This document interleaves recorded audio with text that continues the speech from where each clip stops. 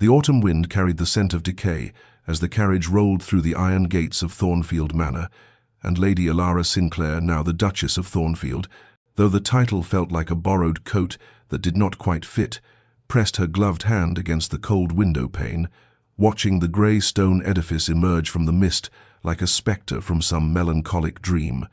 The trees lining the drive had already surrendered their leaves, skeletal branches reaching toward a sky the color of slate, and she found herself thinking that everything here seemed to be in a state of mourning, though for what or whom she could not say. The wedding had taken place only that morning in the chapel of her father's estate, a ceremony so brief and silent it hardly seemed real. The Duke had spoken his vows in a voice devoid of inflection, had not met her eyes even once, had placed the ring upon her finger with hands that trembled, not with emotion, but with what appeared to be suppressed fury, or perhaps anguish. Now, as the carriage lurched to a stop before the manor's imposing entrance, Elara smoothed her travelling dress and reminded herself that she had entered this arrangement with open eyes, and that her family's debts had required this sacrifice, that she was a woman of 23 years and possessed the fortitude to endure whatever coldness awaited her within those walls. The Duke emerged first, his tall frame unfolding from the carriage with a grace that seemed at odds with the rigidity of his bearing, and he did not offer his hand to help her descend, did not even glance back to ensure she followed as he strode toward the entrance, where a line of servants stood assembled in the gathering dusk. Elara descended alone, her small trunk following behind, and made her way across the gravel drive with her chin raised, refusing to let her trepidation show. Inside, the manor was all dark wood and darker shadows, portraits of long-dead Thornfield staring down from the walls with expressions as forbidding as the current Duke's, and it was there, in the great hall, with its enormous fireplace crackling uselessly against the pervasive chill, that the Duke finally addressed her directly. "Mrs. Holloway will show you to your quarters," he said, his voice carrying the same emotional emptiness it had held during their vows, and when the elderly housekeeper stepped forward with something like pity in her eyes, Elara felt the first stirring of true unease. "Your Grace," Mrs. Holloway began carefully, "shall I prepare the Duchess's chambers?" The Duke's jaw tightened, a muscle jumping beneath the pale skin, and his grey eyes beautiful, Elara thought distantly, and utterly devoid of warmth, fixed on some point beyond her shoulder. "No," he said flatly. "The servants' wing. The small room overlooking the kitchen garden." The words fell into the hall like stones into still water, and Elara felt the shock of them ripple through her body, even as she maintained her composure, even as the servants shifted uncomfortably and averted their gazes. "The servants' quarters, Your Grace?" Mrs. Holloway echoed, clearly hoping she had misheard. "You will sleep in the servants' quarters," the Duke repeated, each word enunciated with cruel precision, and now his eyes did find Elara's, cold and challenging, as though daring her to object. "I trust that will be adequate for your needs, madam. If you require anything, you may inform Mrs. Holloway. I bid you good night." And with that, he turned and disappeared up the grand staircase, leaving Elara standing in the hall like an unwanted parcel, her hands clasped before her to hide their trembling, and her heart, a leaden weight in her chest, as the servants' whispers began to rise around her, like the autumn wind outside, full of pity and scandal, and something that might have been fear. But before our lover's fate is revealed, subscribe so you never miss a chapter of romance and scandal. Now, let's begin. The room was small and plain, tucked beneath the eaves in the oldest part of the manor, where the servants had lived for generations. And as Mrs. Holloway lit the single lamp with hands that shook slightly, whether from age or distress, Elara could not determine. The housekeeper's mouth worked as though she wished to speak, but could not find adequate words for such an unprecedented situation. "I am sorry, my lady," she finally managed, her weathered face creased with genuine anguish. "This is not right. His Grace, he was not always." But she trailed off, shaking her head, and Elara touched her arm gently, releasing her from the obligation of explanation. When the door closed and she was alone, Elara sank onto the narrow bed, so different from the grand canopied affair she had expected as a duchess, and allowed herself one moment of weakness, one silent tear that traced down her cheek before she wiped it away with fierce determination and rose to unpack her modest trunk. Through the thin walls, she could hear the kitchen staff below, their voices carrying upward through the floorboards, and though she knew eavesdropping was beneath her station, she found she could not help but listen as the cook's voice rose in indignant whisper. 3 years since Lady Catherine died, and still he punishes himself, and now this poor girl for crimes she never committed. Another voice, younger, responded, My aunt worked here before the tragedy. She said the Duke was different then, always laughing, always kind to the staff. Lady Catherine had that effect on him, brought out the warmth in him. But when she died, the voice dropped lower, and Elara had to strain to hear.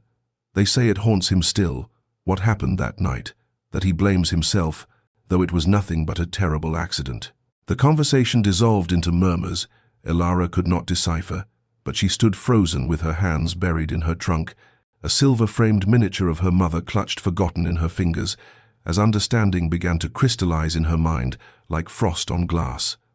The Duke was not cruel by nature, but by wound, not cold but frozen, trapped in some grief so profound it had transformed him into this hollow, hostile stranger who could not bear the sight of a wife he had been forced by duty and circumstance to take. Over the following days, as Elara moved through the manor like a ghost herself, unseen, unacknowledged, existing in the margins of the household, she pieced together the tragedy from overheard fragments and careful observations. Lady Catherine Ashworth, beautiful and gentle, engaged to Duke Adrian when both were young and full of promise, had died 3 years prior on a winter's night, when her carriage overturned on the treacherous road from the village, and the Duke, who was to have met her that evening but had sent word to delay due to estate business, had been the one to find her broken body in the snow. The guilt, the servants whispered, had devoured him from within, had turned him into a man who walked through life, performing the motions of existence, but feeling nothing, wanting nothing, refusing connection, lest it lead once more to devastating loss. Now, unpacking the last of her belongings in this room that smelled of lavender and loneliness, Elara placed her few books upon the rough wooden shelf and understood with sudden, painful clarity that she had been exiled, not as punishment for who she was, but as protection against what she might become, someone he could lose, someone whose loss might finally shatter what little remained of the Duke's fractured soul. Sleep would not come, though Elara lay still as stone in the narrow bed, listening to the manor settle around her like an ancient creature easing its bones into rest, the creak of floorboards contracting in the autumn chill, the whisper of wind through cracks in the window pane, the distant ticking of a clock somewhere in the depths of the house marking each second of her exile with methodical precision. She had left the lamp burning low, unwilling to surrender completely to the darkness of this strange place, and its flickering light cast shadows that danced across the sloped ceiling like phantoms of all the servants who had slept in this room before her, dreaming their simple dreams of days off and sweethearts and lives unburdened by the weight of noble obligation. The house had fallen silent near midnight, the last footsteps fading, the last doors closing, until Elara felt herself utterly alone in a way she had never experienced, even in the most solitary moments of her girlhood, and she was just beginning to drift toward an uneasy sleep when the scream shattered the stillness like glass exploding in a quiet room. She bolted upright, heart hammering against her ribs, every sense suddenly sharp and alert as the sound echoed through the corridors. Not a cry of physical pain, but something far worse, something primal and anguished, the sound of a soul in torment. Without conscious thought, Elara threw off her blankets and reached for her dressing gown, her hands fumbling with the ties as she moved toward the door and out into the dim hallway where a few wall sconces burned low, casting more shadow than light. The scream came again, muffled now but no less terrible, and she followed it like a dark thread through the labyrinth of corridors, past closed doors, behind which she imagined the servants lying awake and listening with the resignation of those who had heard this many times before. The sound led her to the east wing, to a pair of ornately carved doors that stood partially open, and through the gap she could see the flicker of firelight, and hear now not screaming but ragged breathing, gasping sobs that struck her heart with unexpected force.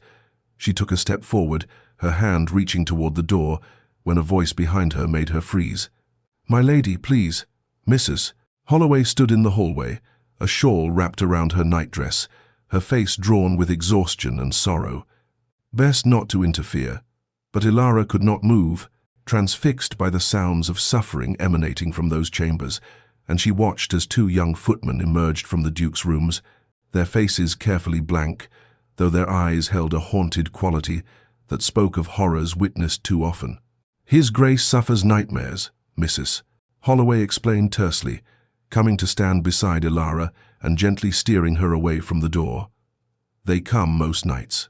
There is nothing to be done. He will not accept comfort, will not see a physician, will not speak of what he dreams. We have learned it is best to let them pass." The breathing beyond the door had quieted now to something more controlled, though Elara thought she could still hear the ragged edge of suppressed weeping, and she allowed herself to be led back through the corridors toward her small room, her mind reeling with this new understanding. When she finally lay back in her bed, the lamp still burning, sleep remained as distant as ever, but now her wakefulness had a different quality, not the loneliness of exile, but a strange, aching compassion for the man who had banished her, the broken Duke who screamed in the darkness with no one to hold him, suffering alone in his grand chambers, while she lay alone in hers, both of them isolated by grief and duty, and the unbridgeable distance between what was and what might have been. The weeks unfolded with the slow inevitability of autumn itself, each day a variation on the theme of separation, and Elara learned the rhythms of Thornfield Manor, the way one learns to navigate a house in darkness, by careful attention, by the memorization of obstacles, by accepting that some rooms would remain forever closed to her. She took her meals in the small breakfast room off the kitchen, a space clearly meant for the housekeeper or upper servants, and though Mrs. Holloway insisted on setting the table with fine china, as befitted a duchess, the gesture only emphasized the absurdity of her situation, a noblewoman dining in exile, while her husband ate alone in the great dining hall 1 floor above. Her days acquired a quiet structure born of necessity, mornings spent walking the extensive grounds where the gardens were slowly surrendering to winter's approach, the roses dropping their petals like abandoned hopes, the fountains drained and covered, the hedgerows browning at their edges, afternoons in the library, a magnificent room lined floor to ceiling with leather-bound volumes, where she would wait until she heard the Duke's footsteps retreating down the hall before slipping inside to lose herself in poetry and philosophy and novels of other people's lives. They passed each other occasionally in the corridors, these encounters unavoidable in a house they both inhabited, and each time Elara would nod politely, would murmur "Your Grace" in acknowledgement, and each time the Duke would give the barest inclination of his head before moving past her, as though she were merely another piece of furniture, another portrait on the wall to be glanced at and forgotten. Yet she observed him despite his attempts at invisibility, could not help but notice the details that accumulated like fallen leaves. The way his hands trembled slightly when he reached for his coffee at breakfast. On the rare occasions their schedules overlapped, the haunted quality of his grey eyes that suggested sleepless nights and waking nightmares, the careful distance he maintained, not just from her but from everyone, even the loyal servants who had known him since childhood.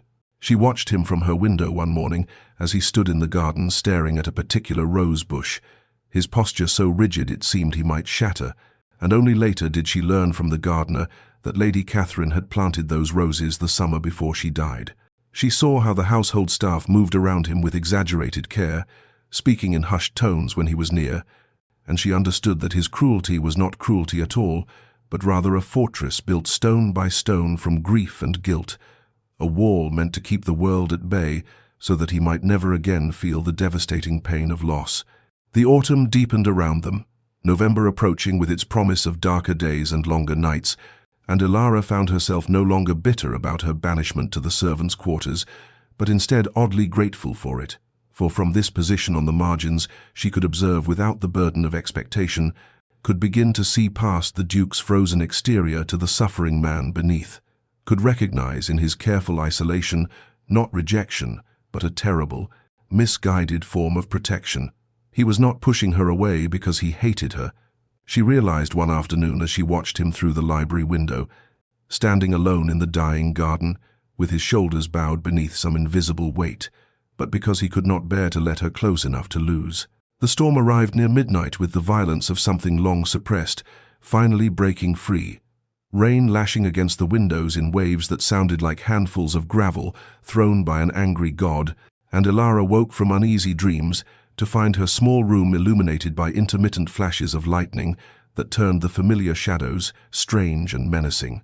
She lay listening to the thunder roll across the moors, counting the seconds between flash and sound the way her mother had taught her as a child, and was just beginning to drift back towards sleep when the knocking came soft at first, almost tentative, then more insistent, a rhythm that seemed to carry within it some desperate urgency.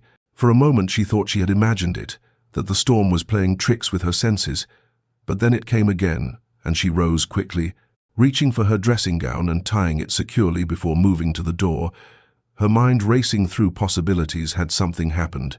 Was there an emergency in the household? Had the storm caused some damage that required her attention despite her marginal status in this place? She pulled open the door and froze, her breath catching in her throat at the sight before her.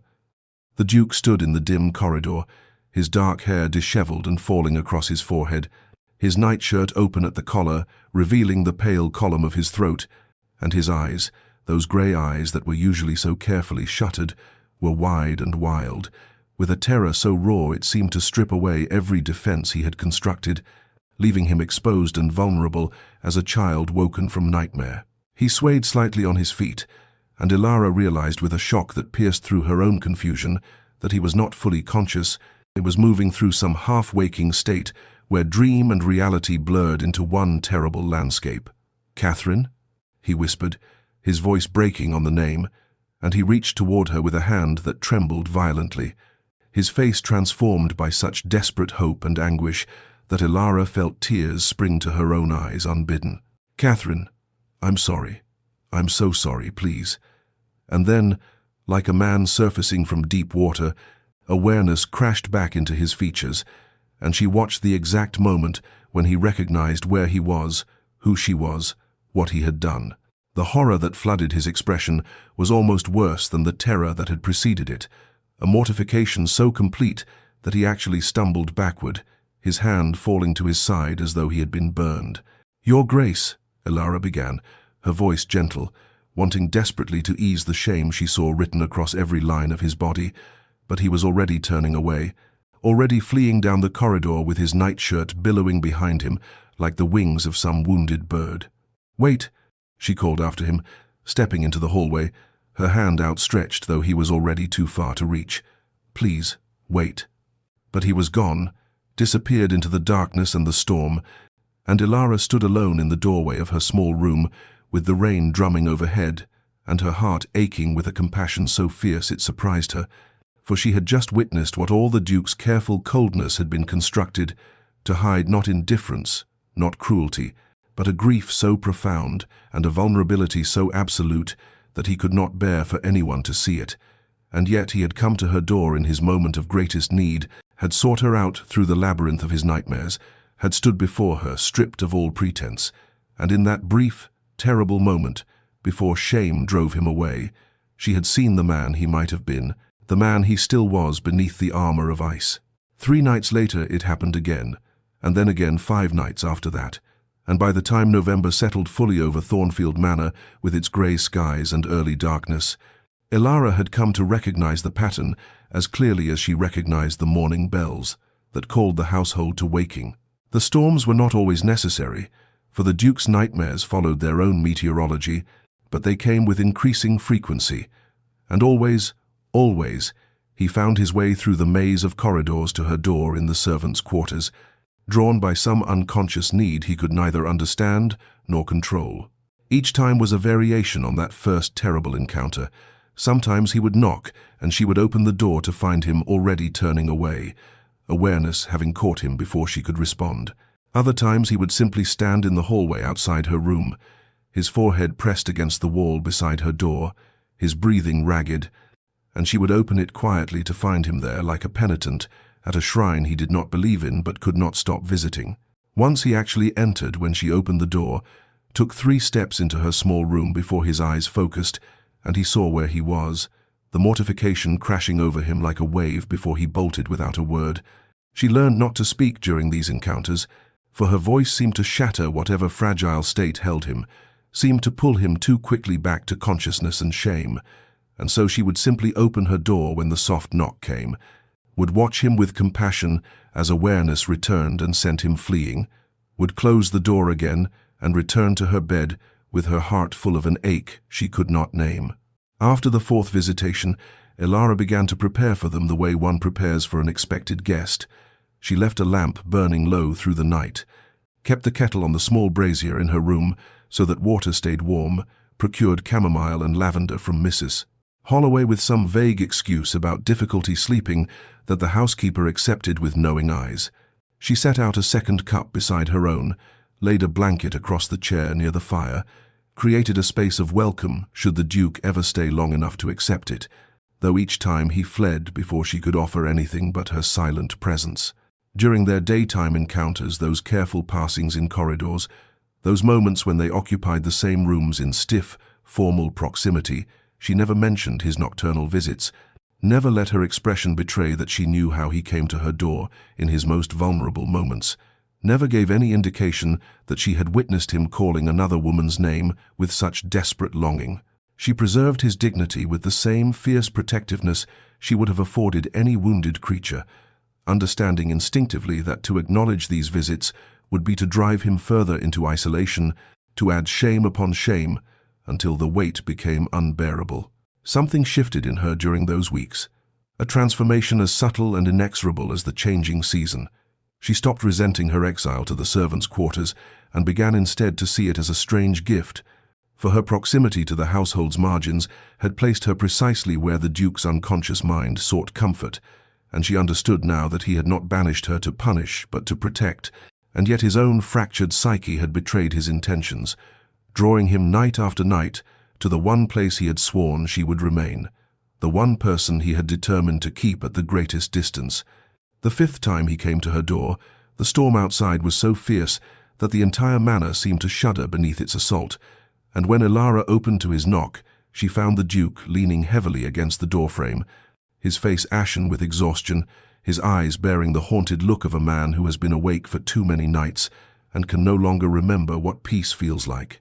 "Catherine," he whispered as always, but this time when awareness returned and shame began to flood his features, something in him simply broke, not dramatically, not with the violence of thunder, but with the quiet finality of a rope worn thin, finally snapping, and instead of fleeing, he simply stood there, swaying slightly, looking at her with an expression so lost that Elara acted without thought. "Come in," she said softly, stepping aside, and when he did not move, she reached out carefully, as one might reach for a frightened animal, and touched his arm with the lightest pressure. "Please, you're exhausted. Let me make you some tea." Perhaps it was the gentleness of her voice, or perhaps he had simply run out of strength to maintain his defenses, but he allowed her to guide him into her small room, allowed her to settle him into the chair by the fire, while she busied herself with the kettle and the chamomile she had kept waiting for, precisely this moment. The storm raged against the windows, rain streaming down the glass in sheets, and in the lamplight the Duke looked almost ghostly, his dark hair plastered to his forehead, his hands gripping the arms of the chair as though he might float away without such anchor. She pressed the warm cup into his hands, and he took it automatically, and they sat in silence for a long moment, she on the edge of her narrow bed, he in the chair, the space between them charged with all the words that had never been spoken. "I dream of that night," he said finally, his voice rough and low, as though the words were being dragged from some deep place within him. "The night she died. I dream that I'm driving the carriage myself, that I can see the moment when the wheel catches on the ice, when everything begins to overturn, and I try to stop it but my hands won't move, my voice won't work, and I can only watch as she—" His voice broke, and he stared down into his cup, as though it might contain some answer to questions he could not articulate. "It was my fault. I was supposed to meet her that evening. She was coming from the village because I had sent word asking her to come, and if I had not, if I had simply gone to her instead, if I had waited one more day—" He stopped, shaking his head, and when he continued his words came haltingly, each one seeming to cost him something. "The nightmares never stop. I thought if I kept everyone away, if I refused to let anyone close, I could contain it, could keep the darkness from spreading to others. I thought isolation was protection. But the darkness follows anyway. It finds me every night. And now—" He looked up at her for the first time, really looked at her, and his grey eyes were raw with shame and confusion. "Now I come to your door, though I have no memory of walking here, no conscious thought of seeking you out. and I wake to find myself standing before you like some madman, calling for a ghost. I have treated you abominably. I have exiled you to servants' quarters, ignored you, made you unwelcome in what should be your home, and still you—" He gestured helplessly at the tea, at the lamp she kept burning, at the quiet acceptance in her face. Elara set down her own cup and leaned forward slightly, her voice steady and clear despite the emotions swelling in her chest. "You are not a madman. You are grieving, and grief does not follow rules or timelines or logic. You come to my door because some part of you knows you should not be alone in your suffering, even if your waking mind refuses to acknowledge it." She paused, choosing her words carefully. "I do not need you to apologize for your treatment of me. I need you to know that you are heard, that what you carry is real and heavy and deserves to be spoken aloud, not locked away where it festers in darkness." And in that small room with the storm raging outside and the lamp casting its gentle light, the Duke of Thornfield wept for the first time since Catherine's death, and for the first time in 3 years, felt the presence of another human being who did not try to fix him or tell him to move on, but simply bore witness to his pain with compassion that asked nothing in return. The change came not as a sudden thaw, but as the gradual softening of frost beneath tentative sunlight, barely perceptible at first, easy to dismiss as imagination or wishful thinking until the accumulated evidence became undeniable. It began 3 days after their conversation in her small room, when Elara entered the breakfast room to find the Duke already there, an unprecedented occurrence, as their schedules had been carefully, unconsciously arranged to avoid such overlap, and instead of rising to leave as she expected, he simply looked up from his newspaper, met her eyes for a fraction of a second, and inclined his head in the smallest of acknowledgments before returning to his reading. The gesture was minute, almost nothing, but it was something, and Elara felt it like warmth against her skin as she took her seat at the modest table. 2 mornings later, as she reached for the marmalade, his voice cut through the silence. "Did you sleep well, Lady Elara?" The question was stiff, formal, clearly unpracticed, but it was a question nonetheless, an acknowledgement of her existence beyond the peripheral, and she answered with equal care, "Well enough, thank you, Your Grace," and watched something like relief flicker across his features before the mask of reserve settled back into place. The following week brought more small offerings. He mentioned over breakfast that the main library was poorly heated, and perhaps she would prefer the smaller sitting room for her reading. He inquired, awkwardly, whether she had everything she required for her comfort. He suggested, with a diffidence that spoke of internal struggle, that she might use the main library whenever she wished, that her confinement to hours when he was absent had been unnecessarily cruel. The servants noticed these shifts with the acute awareness of those whose livelihoods depend on reading the moods of their masters, and Elara caught the knowing glances exchanged between footmen, the small smile that touched Mrs. Holloway's lips when the Duke asked the housekeeper to ensure Lady Elara had access to the conservatory, and the way the household staff began to treat her with a warmth that had been held carefully in reserve during the weeks of her exile. Mrs. Holloway herself softened considerably, taking tea with Elara one afternoon in the small breakfast room and speaking with quiet approval. "You have been very patient with His Grace, my lady, more patient than many would have been. He is lucky to have someone who sees past the walls he builds." It was on a grey December afternoon, while wandering the portrait gallery in search of distraction from the relentless gloom outside, that Elara discovered the Duke standing motionless before a large canvas, and she knew, without being told, that this was Catherine, the woman whose ghost had haunted these halls for 3 years, whose name the Duke still called in his nightmares, whose death had transformed him from the warm, promising man the servants remembered into the hollow figure who now stood gazing at her painted face with an expression of such complex sorrow that Elara felt intrusive, simply witnessing it. She almost turned to leave, to grant him privacy in his grief, but something made her stay, made her walk quietly forward until she stood beside him in silence, 2 people looking at the image of a third who would never age, never change, forever young and lovely in her frame. The silence stretched between them, not uncomfortable but weighted with significance, and finally Elara spoke, her voice soft and without artifice. She was beautiful. The Duke's shoulders, which had been rigid with tension, relaxed fractionally, and when he responded, his voice carried a quality she had not heard before, not the cold formality of their public interactions, not the raw anguish of his nightmare-torn confessions, but something gentler, more human. "She was kind," he said, and then, after a pause that seemed to contain both acknowledgement and apology, "like you." The morning walks began without formal arrangement or spoken invitation, simply evolved from the coincidence of their paths, crossing one December morning when the frost lay thick upon the grounds and their breath made clouds in the frigid air. And the Duke, instead of nodding and continuing past as had become his recent custom, paused and said, "The East Gardens are quite beautiful at this hour, if you would care to see them." And Elara, surprised but careful not to show it, replied that she would like that very much. They walked that first morning on opposite sides of the gravel path, the width of the walkway between them like a demilitarized zone, neither speaking beyond the occasional practical comment about the weather or the condition of the grounds, but there was something in the shared silence that felt less lonely than the solitary walks Elara had grown accustomed to, and when they parted at the manor's entrance, the Duke inclined his head and said, "Perhaps tomorrow, if it does not rain," and she understood it was a question rather than a statement. The walks became ritual, occurring each morning that weather permitted and sometimes even when it did not, both of them apparently finding that cold and damp were preferable to isolation, and gradually, incrementally, the silence between them filled with words.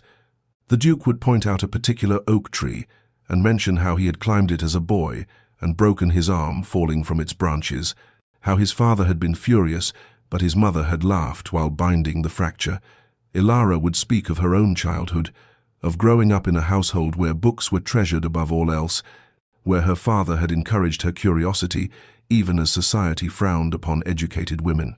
They shared memories like carefully wrapped gifts, testing whether the other would receive them with care or carelessness, and finding always that gentleness met gentleness, that vulnerability was honored rather than exploited. The Duke told her of the estate's history, pointing out the folly his grandfather had built for his grandmother, the walled garden his mother had designed, the meadow where the village held its harvest festivals in years gone by, and in these small sharings, Elara began to see not just the isolated, grief-stricken man, but the layers beneath the boy who had loved this land, the young man who had dreamed of filling it with family and laughter, the broken soul who still, despite everything, tended it with devotion. And as the weeks passed and winter deepened, the physical distance between them gradually, almost imperceptibly lessened. They walked no longer on opposite sides of the path, but both on the same side, separated by several feet. Then those feet contracted to mere inches, and finally, on a morning when ice made the walkways treacherous, the Duke offered his arm with studied casualness, and Elara took it with the same careful nonchalance, and they continued their walk, as though this intimacy had always existed, as though the warmth of contact through layers of winter clothing was unremarkable rather than revolutionary.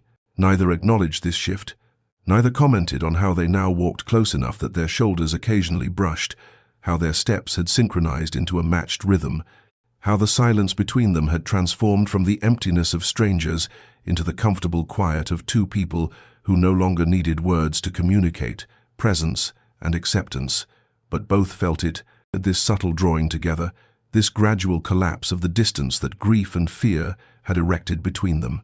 The library had become Elara's refuge during the long afternoons, when the winter light failed early and the manor seemed to close in upon itself, and it was there on a particularly cold January evening that she found him, the Duke slumped in one of the leather wingback chairs near the fire, his head tilted at an angle that would surely cause pain upon waking, a leather-bound volume of Wordsworth lying open on the floor, where it had slipped from his relaxed fingers. The firelight played across his face, softening the harsh lines that grief and sleeplessness had carved there, and in repose he looked younger, more like the man he must have been before tragedy had aged him. Beyond his years, his dark lashes cast shadows on his cheeks, his mouth relaxed from its usual tight line, one hand fallen palm up on the chair's arm in an attitude of surrender. Elara stood in the doorway for a long moment, debating whether to retreat and leave him to his rest, but the fire had burned low, and the room had taken on a distinct chill, and she could see the slight shiver that ran through his frame even in sleep, the way his body sought warmth it could not find. Moving with careful quietness, she crossed to the cabinet, where she knew blankets were kept. For precisely such purposes the library was notoriously difficult to heat, its high ceilings and large windows conspiring against comfort, and selected a thick woolen throw in deep burgundy. She approached the sleeping Duke with the same caution she had learned to employ during his nocturnal visits to her door, aware that any sudden movement might startle him into wakefulness and the inevitable withdrawal that would follow. And she was just settling the blanket across his shoulders when his eyes opened, grey and momentarily unfocused, with the disorientation of unexpected waking. For a heartbeat, they simply looked at each other, Elara frozen with her hands still adjusting the blanket's drape, Adrian blinking slowly as awareness returned, and he registered where he was, who she was, what was happening. "You were cold," she said simply, straightening but not stepping away, offering explanation without apology or embarrassment. He looked down at the blanket, at her hands that had just released it, and something moved across his face, surprise, perhaps, or confusion, or the beginning of something else entirely. "Why do you care?" The question emerged raw and unguarded, without the formal distance he usually maintained, and she could hear in it genuine bewilderment, as though kindness were a foreign concept he could no longer pass. "Because you're suffering," Elara answered, meeting his eyes with steady honesty, "and I cannot watch suffering and do nothing. It is not in my nature to turn away from pain, especially when that pain belongs to someone who has tried very hard to convince the world he feels nothing at all." The words hung in the air between them, simple and devastating in their directness, and she watched something crack in his carefully constructed armor, watched his expression shift from bewilderment to something more vulnerable, more open. Not love. It was far too soon for love, but perhaps the first tentative possibility of it, the recognition that this woman before him saw him truly and did not recoil, that she had witnessed his worst moments and remained, that her compassion was not pity but respect, an acknowledgement of his humanity despite all his efforts to deny it. The invitation to dinner came via Mrs. Holloway, delivered with barely suppressed pleasure and a knowing glint in her eye. His Grace requested Lady Elara's presence in the dining room that evening at 8 o'clock, and would she be so kind as to join him for a proper meal?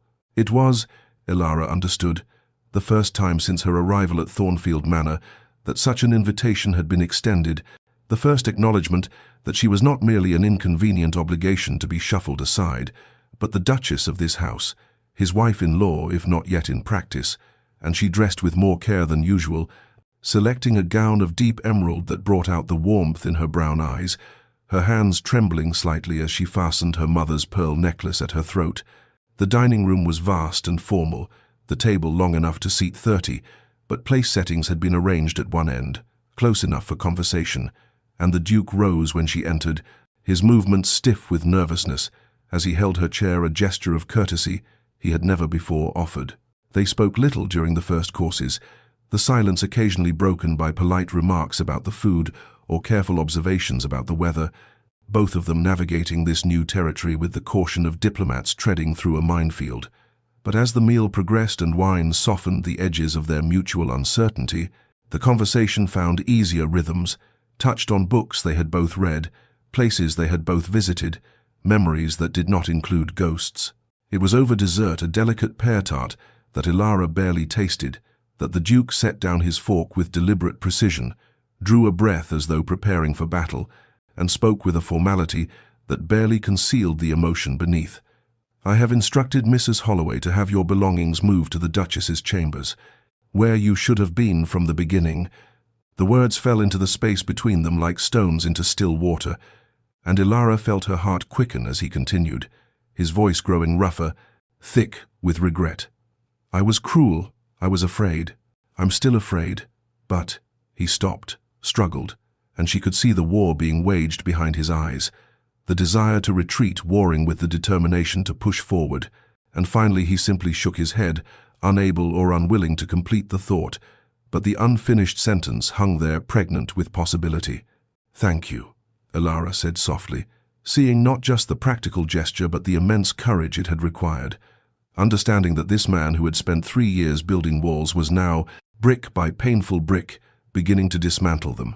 "I accept, with gratitude."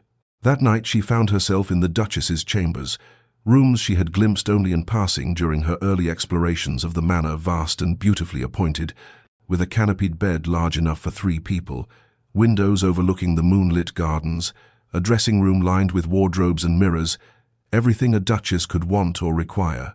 The servants had moved her modest belongings with touching care, her few books arranged on shelves that could hold hundreds, her simple dresses hanging in wardrobes meant for extensive trousseau, and as she lay in that grand bed beneath embroidered coverlets, she found herself missing her small room under the eaves, with its sloped ceiling and thin walls, missing the intimate space where the Duke had come to her door in his moments of greatest vulnerability, and she wondered with a pang whether he would still find his way to her now that she slept in chambers so far from the servants' quarters, so distant from the marginal spaces where broken things could meet without pretense.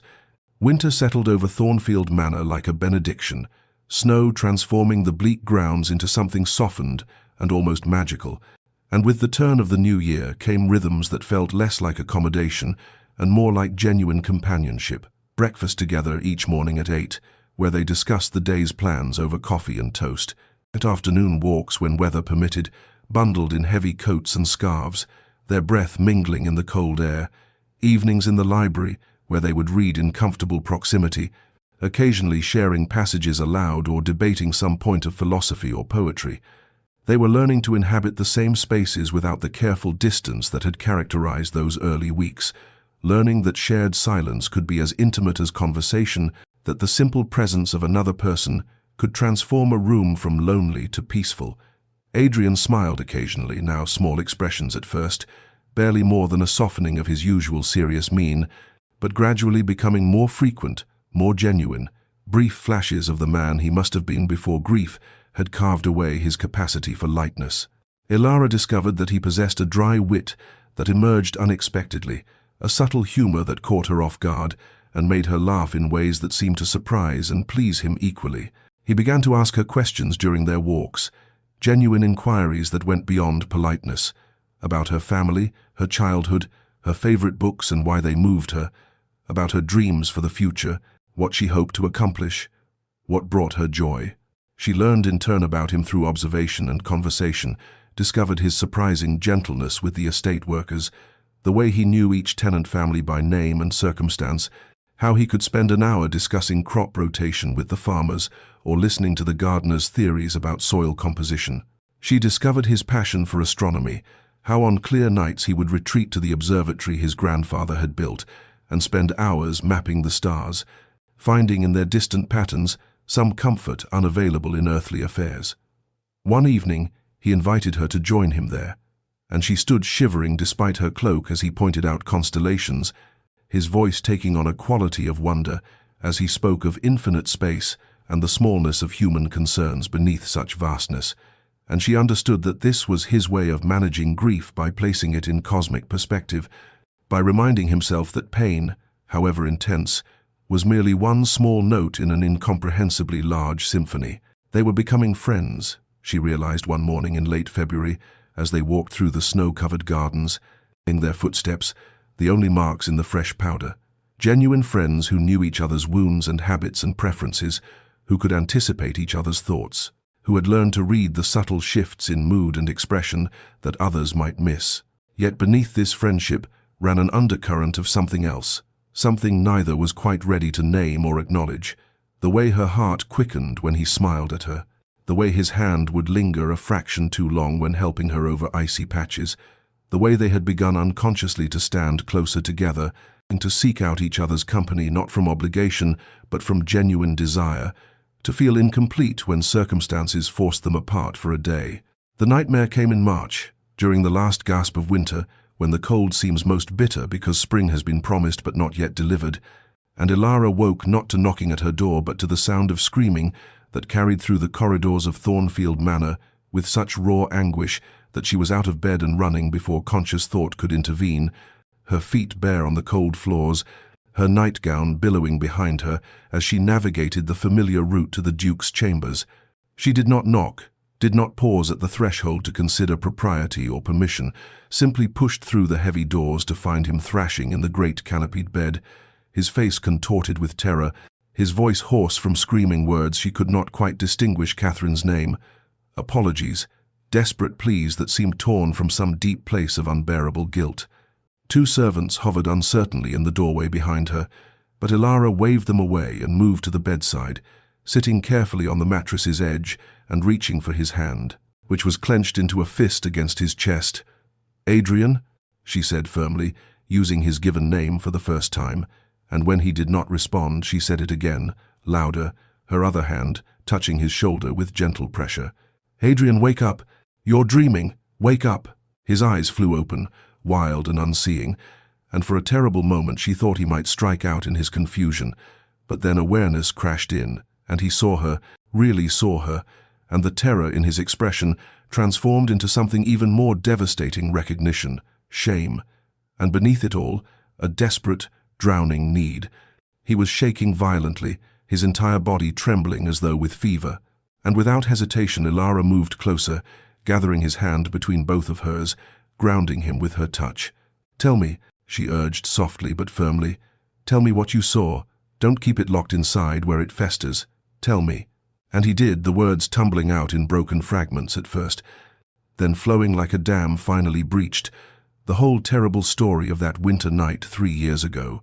How Catherine had been visiting her sister in the village. How he had sent word asking her to return that evening because he had something important to discuss. How he had waited for her in the drawing room with a ring in his pocket, planning to propose moving their wedding date forward because he could not bear to wait another 6 months. How the hours had passed and she had not arrived. How he had grown concerned and finally ventured out himself to find her carriage overturned on the icy road, the horses screaming in the darkness, Catherine's body lying impossibly still in the snow, her neck broken, her eyes open and staring at nothing. "If I had not sent for her," he said, his voice breaking, "if I had simply waited until morning, if I had been patient instead of eager, she would still be alive. I killed her with my impatience, my selfishness, or my need to have everything immediately."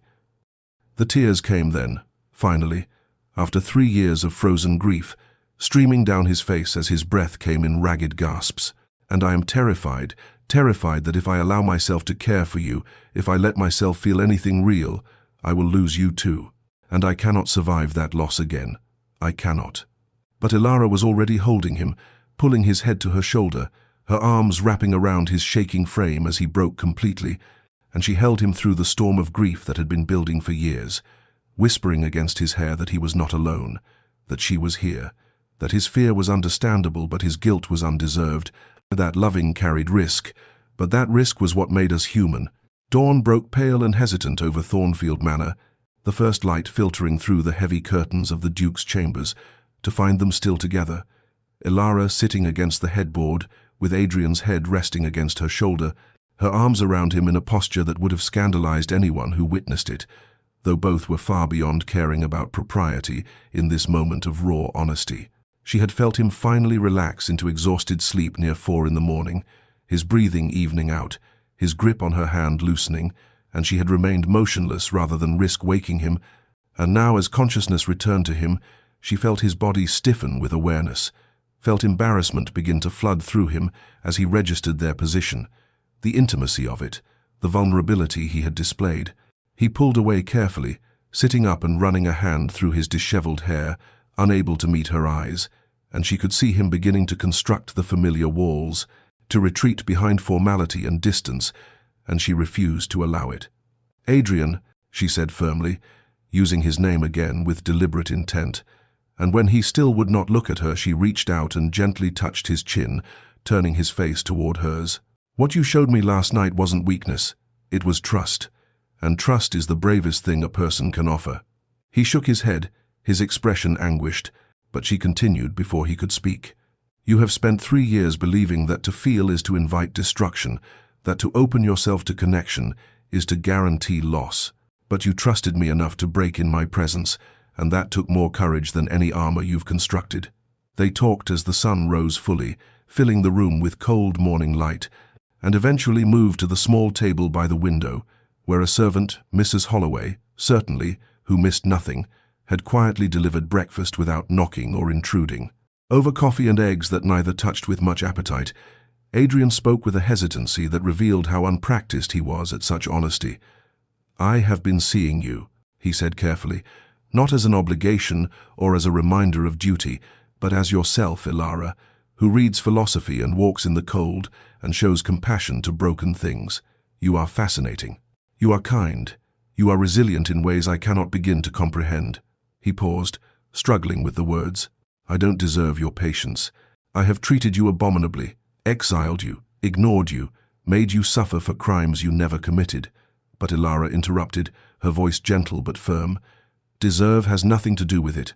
I did not offer you patience because you earned it, or because I expected gratitude or recompense. I offered it because you needed it, and because some part of me, perhaps the part that recognized a fellow soul struggling to find solid ground, wanted to offer it." She leaned forward slightly, holding his gaze. "You keep speaking of what you deserve or don't deserve, as though life operates on some system of fair exchange. But it doesn't. Pain comes to those who don't deserve it. Joy comes unearned. All we can do is receive what we're given with grace and try to be gentle with each other in the meantime." Something shifted in his expression, a softening of the perpetual tension he carried, and for the first time since she had known him, Adrian smiled fully, not the brief flashes she had grown accustomed to, but a real smile that transformed his face and made her see clearly the man he had been before grief reshaped him. Spring arrived tentatively, as though uncertain of its welcome after winter's long dominion, and the gardens of Thornfield Manor began their slow awakening snowdrops, pushing through the last patches of snow, buds swelling on bare branches, the earth softening and releasing its scent of thaw and promise. It was during their morning walk through these transforming grounds, the air still crisp, but carrying an edge of warmth that spoke of longer days to come, that Adrian reached for Elara's hand, not unconsciously as he had done when guiding her over icy patches, but deliberately, intentionally, his fingers finding hers and intertwining with a gentle pressure that asked a question his voice could not form. She answered by curling her fingers around his, by continuing to walk as though this contact were the most natural thing in the world, rather than the monumental shift it represented. And they moved together through the garden paths, speaking of inconsequential things, the progress of the crocuses, the plans for spring planting, a book she had been reading while both acutely aware of every point where their skin touched, of the warmth flowing between their joined hands, of the boundary they were crossing, with this simple gesture that felt somehow more intimate than all their late-night conversations and shared vulnerabilities. They walked for nearly an hour that way, fingers intertwined, and when they finally returned to the manor and released each other to attend to their separate morning obligations, Elara could still feel the imprint of his touch like a phantom warmth against her palm. That evening found them in the library as had become their custom, reading in companionable silence, but there was a new quality to the quiet now, a charged awareness that made every accidental meeting of eyes significant, every shift of position fraught with meaning. When the clock struck 10 and Elara rose to retire, Adrian stood as well, and walked with her through the corridors toward the grand staircase, something he had not done before, and at the foot of the stairs he stopped, turning to face her with an expression that mingled hope and trepidation. "Elara," he said softly, and she noted with a flutter in her chest that he now used her given name naturally, without self-consciousness. May I kiss you good night?"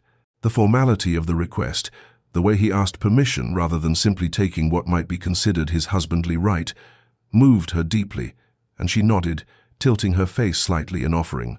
He leaned forward slowly, carefully, as though approaching something precious and fragile, and pressed his lips to her cheek with such gentleness that she barely felt the contact, yet it resonated through her entire body, like a bell struck in an empty room. This chaste kiss that felt like a promise, like the beginning of something they were both afraid to name, but could no longer deny. They were moving slowly, carefully, both aware of the fragility of what was growing between them, aware that trust once shattered took time to rebuild, that hearts once broken needed gentleness to heal, but it was growing nonetheless. Undeniable as the crocuses pushing through the last snow, as inevitable as spring following winter, this tender thing blooming between two people who had both believed themselves beyond the reach of such sweetness. The summons came after dinner on an April evening when the last light lingered golden in the western sky. Adrian's voice quiet but intent as he asked if she would accompany him to the portrait gallery, and something in his manner, a nervous energy, a purposefulness, made Elara's heart quicken as she agreed and followed him through the familiar corridors. The gallery was bathed in the soft glow of lamplight, portraits of generations of Thornfields, watching from their frames with painted eyes, and Elara noticed immediately what had changed. Catherine's portrait, which had hung in isolated prominence at the gallery's center like a shrine, had been moved to its proper chronological place among the family ancestors, still honored, still beautiful, but no longer the singular focus of the room, no longer separated from the flow of history, as though her death had stopped time itself.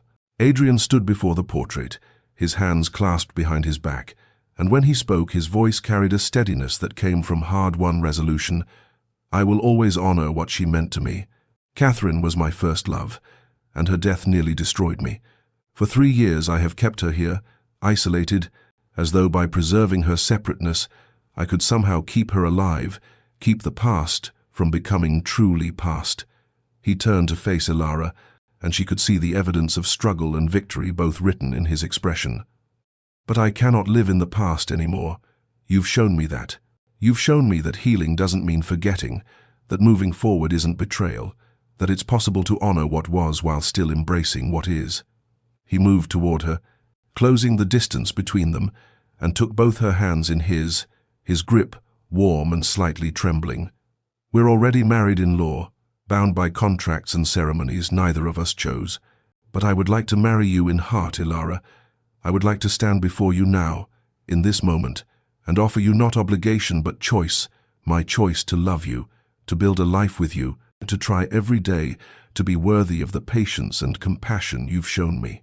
His grey eyes, which had been so cold and shuttered when she first arrived at Thornfield, now held depths of emotion that made her breath catch. If you'll have me, not the broken man you were given, thrust upon you by circumstance and necessity, but the man I am trying to become, the man who is healing. Yes, still healing, perhaps always healing, but healing because of you, because you refused to accept my walls, because you saw past my cruelty to the suffering beneath and offered grace instead of judgment. His voice roughened with emotion, and she could feel the tremor in his hands. I cannot promise you the man I was before Catherine died. That man is gone, and perhaps that's as it should be, but I can promise you the man I am now, flawed and scarred but trying, always trying, to be better, to be open, to choose love, even knowing it carries the risk of loss. Will you marry me, Elara? Will you have me, not in law but in truth? Elara felt tears gather in her eyes, not from sadness but from the overwhelming recognition of this moment's significance, and when she spoke her voice trembled but held steady, carrying the weight of truth she had been learning these past months. Yes, she said simply at first, letting the word stand alone for a heartbeat before continuing. But it is more than yes, Adrian. It is yes with understanding, yes with my whole heart, yes with the knowledge of what we are truly offering each other. She tightened her grip on his hands, holding him as surely as he held her. I came to Thornfield resigned to a loveless duty, prepared to endure a marriage of convenience and obligation, expecting nothing more than cold formality and separate lives lived under the same roof. But I found something I never anticipated, not a fairy tale rescue where some perfect hero saves a helpless maiden, but something far more real and far more precious. 2 people learning to heal together, teaching each other through patience and presence that wholeness is possible even after breaking. She paused, searching for the right words to convey what she needed him to understand. You think you are the only one being healed in this, that I am somehow whole while you are fractured, but that isn't true. You've healed me too, Adrian. You've shown me that strength isn't in never breaking, that courage isn't in maintaining a perfect facade, but in having the bravery to try again after loss, to remain open after pain, to choose vulnerability, even when every instinct screams for self-protection. You've taught me that the most profound human connections come not from presenting our best selves, but from allowing another person to witness our worst and discovering they don't turn away. Tears were streaming down in her face now, and she saw answering moisture in his eyes as she continued. So yes, I will marry you in heart. I will choose you every day, not the man you were or the man you think you should be, but exactly the man you are in this moment, scarred and healing, and brave enough to love again, despite knowing what love can cost. And then he was pulling her close, one hand rising to cup her face with infinite gentleness, and he kissed her properly for the first time, not the chaste press of lips to cheek, but a real kiss, soft and tentative and full of promise, tasting faintly of salt from their mingled tears, and Elara felt something within her chest expand and bloom like spring arriving after endless winter. They stood together in the portrait gallery for a long time after, their foreheads touching, breathing each other's breath, neither willing to break the spell of this moment, and when they finally made their way to their separate chambers, for some boundaries still required time to dissolve, they did so with the knowledge that something fundamental had shifted, that they were no longer two isolated people bound by legal obligation, but two souls choosing each other with full awareness and open hearts. That night, for the first time since Catherine's death, Adrian slept peacefully through until morning without nightmares troubling his rest, and if he woke at all, it was only to smile in the darkness, knowing that in a nearby chamber Elara lay sleeping too, knowing she had chosen him, knowing he was no longer alone. Spring bloomed fully across Thornfield Manor, transforming the estate from its grey winter morning into something vibrant and alive, and with the changing season came changes within the house itself. As Adrian began systematically opening rooms that had been closed since Catherine's death, drawing back curtains to let light flood into spaces that had languished in the darkness, instructing servants to remove Holland covers from furniture, ordering fires lit in hearths that had grown cold, until the manor itself seemed to breathe again after years of holding its breath. Laughter echoed in the halls now, startling at first in its unfamiliarity, then gradually becoming woven into the fabric of daily life. Elara's bright mirth at something Adrian said over breakfast, his low chuckle at her dry observations about the visiting vicar, the shared amusement that passed between them in glances and small smiles that needed no words. They hosted a small gathering in May, their first social event, inviting neighboring families for dinner and cards, and Elara watched Adrian move through the evening with a grace that spoke of the man he had once been, charming, attentive, present in a way he had not been for years, and she heard the whispered remarks of their guests, the wonder at the Duke's transformation, the speculation about what magic the new Duchess had worked to bring him back from the shadows.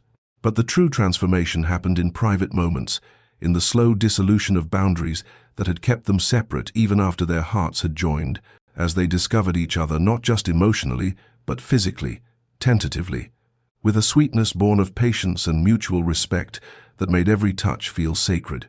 Adrian would take her hand and press kisses to her palm, her wrist, the inside of her elbow, mapping her with reverent attention, and she would trace the lines of his face, the scar on his shoulder from that childhood fall, learning the geography of him with tender curiosity. They moved toward full intimacy gradually, over weeks rather than rushing, each step negotiated through whispered questions and breathless assent, and when they finally came together completely, it was with a gentleness that brought tears to Elara's eyes, a joining that felt less like passion's fire and more like coming home after a long exile. Afterwards, as they lay tangled in sheets bathed in moonlight streaming through the Duchess's chamber windows, Adrian traced patterns on her bare shoulder and whispered against her skin. "You brought me back to life. I was a ghost haunting these halls, going through the motions of existence but feeling nothing, and you refused to accept my living death, insisted I was still human, still capable of healing, still worthy of love." He pressed a kiss to her temple, and she could feel him smiling. "I don't believe in divine providence or fate, but if I did, I would say you were sent to save me." Elara turned in his arms, meeting his eyes in the dim light. "We saved each other," she corrected gently, and knew it for truth. Two broken people who had somehow, impossibly, found in each other the courage to become whole. The nightmare came in late June, on a night when summer had finally settled warm and gentle over Thornfield Manor, and Elara woke to the sound, not of screaming, but of soft, broken weeping, and turned in the bed they now shared to find Adrian sitting upright in the darkness, tears streaming down his face in the moonlight that spilled through the open windows. Her heart clenched with familiar concern, and she sat up immediately, reaching for him, expecting to find the terror and anguish that had characterized all his previous nightmares. But when he turned to her, his expression held something different, not fear, but a profound, almost peaceful sorrow, the kind of grief that comes not from wounds being torn open, but from their final, gentle closing. "I dreamed of Catherine," he said, his voice thick with tears but steady, and Elara prepared herself to offer comfort, to hold him through another recounting of that terrible night, but he shook his head as though reading her thoughts. No, it wasn't like before. She was standing in the garden, in the rose garden she loved, and she was smiling, truly smiling, the way she used to before. He paused, struggling with the wonder of it. She looked at me, and I knew the way you know things in dreams without words, that she wasn't trapped, wasn't suffering, wasn't waiting for me to join her in death. She was at peace, and she told me, his voice broke, and fresh tears spilled over. She told me to be happy. She said she had loved me, but that love doesn't chain us to the past, that her greatest wish was for me to live fully, to love again, to let her go not with guilt, but with gratitude for what we shared. He turned to Elara fully now, taking her hands as though anchoring himself to this moment, to this reality. She smiled at you too, in the dream. She saw you beside me, and she approved. She was glad, oh God. Elara, all this time I thought loving you was betraying her, and in the dream she was releasing me, blessing us, telling me that this is what she would have wanted. Elara pulled him close, cradling his head against her shoulder as he wept. But these tears were different from all the ones that had come before. These were cleansing tears, the kind that wash away old pain rather than drowning in it, the kind that come when a long-carried burden is finally, blessedly set down. She held him as dawn gradually lightened the sky, turning it from deep blue to pale gold. And when the first birds began their morning songs, Adrian's tears had subsided into quiet breathing, and he lifted his head to look at her with eyes that seemed somehow lighter, clearer, as though a veil had been removed. "It's gone," he said softly, with a note of amazement. "The weight I've been carrying, it's gone. I can feel her absence still. I will always feel it. But the guilt, the crushing sense that I killed her, that I don't deserve happiness," he shook his head. "It's lifted." And as morning came fully, flooding their chamber with gentle summer light, both of them felt the truth of it. The past had finally, truly released its grip, leaving them free to walk forward into whatever future they would build together. 5 years had passed since that June morning when the weight of the past had finally lifted, and Thornfield Manor bore little resemblance to the silent, mourning place Elara had first entered on that bleak autumn day. Now it was filled with light and warmth, and the particular chaos that comes with small children. For Adrian and Elara had been blessed with two, William, who at 4 possessed his father's grey eyes and his mother's curiosity, and little Catherine, named in honour and not in sorrow, who at 2 was just discovering the joy of running through halls that had once been haunted by nothing but silence and grief. The manor rang with their laughter, with the sound of small feet on marble floors, with the endless questions and demands and delights of childhood, and the servants who had once walked on eggshells now smiled openly, their own happiness reflecting the transformation of the household they served. In the portrait gallery, Catherine Ashworth's painting still hung in its place of honour among the Thornfield ancestors, but beside it now hung a portrait of Elara, commissioned on their 3rd anniversary, the two women equal in beauty and dignity, past and present coexisting without conflict. And Adrian had told their son when he asked about the 2 duchesses that both were important, both were loved, both deserved to be remembered, for healing was not erasure but integration, not forgetting but learning to carry memory with grace rather than anguish. The nightmares still came occasionally, perhaps twice a year now, but when they did, Adrian knew how to weather them, knew to wake Elara, to speak of what he had seen, to let her hold him until the terror passed, and always he woke with gratitude for her presence rather than shame at his vulnerability. On this particular summer afternoon, Elara worked in the rose garden that Catherine had planted and that she had restored and expanded. Her hands in the soil, her face turned up to catch the sun, while their children played nearby under the watchful eye of their nursemaid, and from his study window, Adrian watched them with a peace he had once thought impossible, a contentment so profound it sometimes moved him to tears, not of sorrow but of wonder, that life could transform so completely, that joy could follow despair, that love could bloom again in ground scorched by loss. Dear listener, if you have stayed with us through this long tale of grief and healing, know that its lessons are universal and true. Healing is not forgetting, it is learning to carry our wounds with grace while opening our hearts to new joy, accepting that scars are part of us but need not define us, understanding that the past deserves honor, but the present deserves our full presence. The darkest night gives way to dawn, If only we have the courage to wait for it, to remain open even when everything in us wants to close, to choose connection even when isolation seems safer. May you find your own peace in whatever storms you weather, your own second chance at happiness when you believe all chances are exhausted, your own patient companion who sees past your armor to the tender heart beneath. May you rest well tonight, knowing that transformation is always possible, that no winter lasts forever, that spring comes even to the most frozen ground. This story was brought to you by Tales of Hope and Healing. Subscribe for more stories of redemption, patience, and the extraordinary courage of ordinary hearts, learning to love again. Good night, dear listener, and may your own dreams be peaceful.